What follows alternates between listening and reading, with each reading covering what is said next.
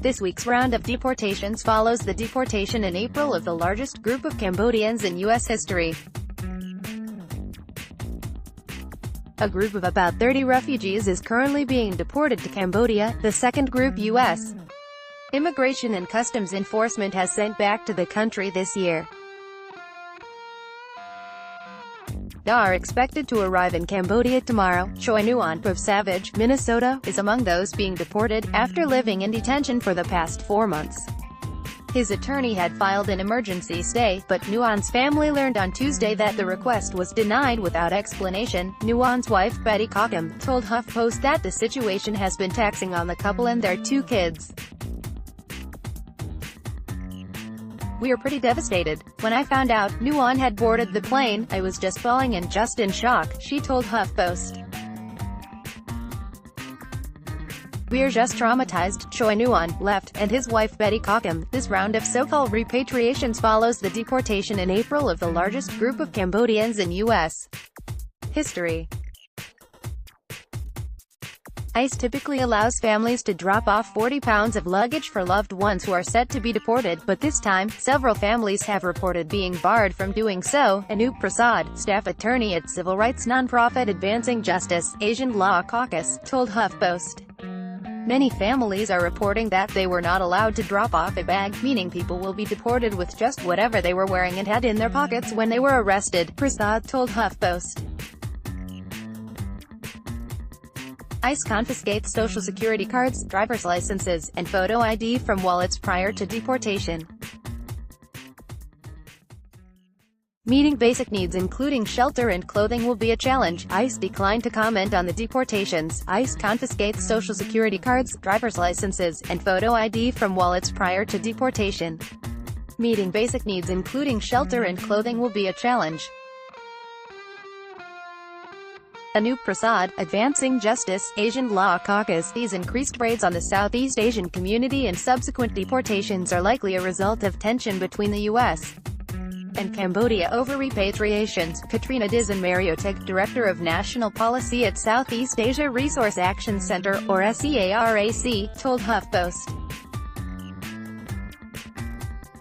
Cambodia began accepting a limited number of deportees in 2002 as part of a formal agreement with the U.S., but the government temporarily suspended repatriations for some time last year due to humanitarian concerns and protests in the Cambodian American community. In retaliation, the Trump administration slapped visa sanctions on the country, preventing high-ranking Cambodian officials and their families from traveling to the U.S. Within weeks, Cambodia reacted to the penalty, once again accepting a limited number of repatriations. And in April, the U.S. sent more than 40 Cambodians back to their country of origin. Almost all of the deportees arrived in the U.S. following the Vietnam War to escape their war-torn countries. Many of them have a criminal record, but most have long avoided any contact with the criminal justice system and have been living new lives for decades, establishing families and careers. In the vast majority of cases, we are talking about people who came to the United States as children fleeing genocide with their families.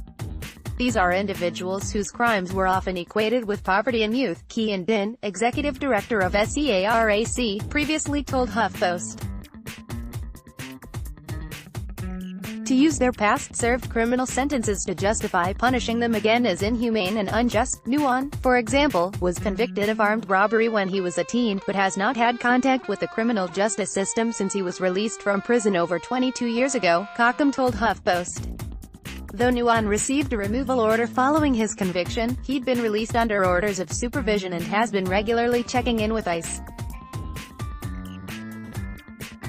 While he initially only had to report to the agency once a year, the number of check-ins escalated under the Trump administration.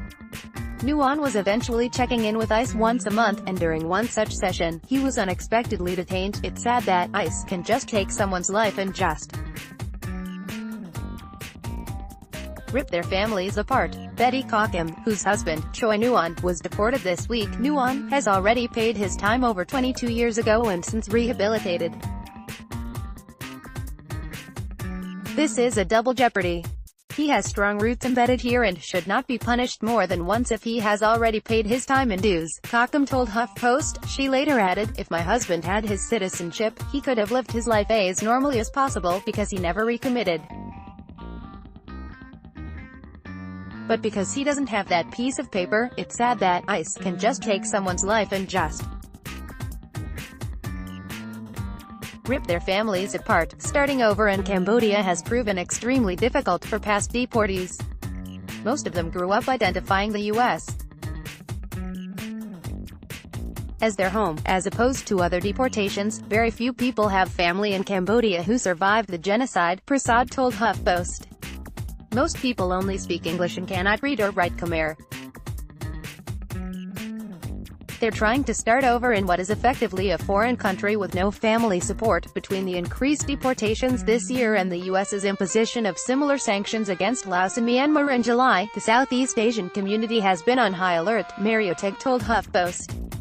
More raids are likely to hit the Cambodian community in September. "We know that deportations to Cambodia will hit a record high this year, and there is no telling how much more bullying this president plans to do when it comes to forcing Laos and Vietnam to accept back more deportees," she said. Cockham says her family will try to visit her husband as often as they can. She's toying with the possibility of moving to Cambodia, but for the time being, she says she's trying to stay strong for her 2 children. "I try to keep their lives as normal as possible and keep them in many activities, just to keep their mind off things." Download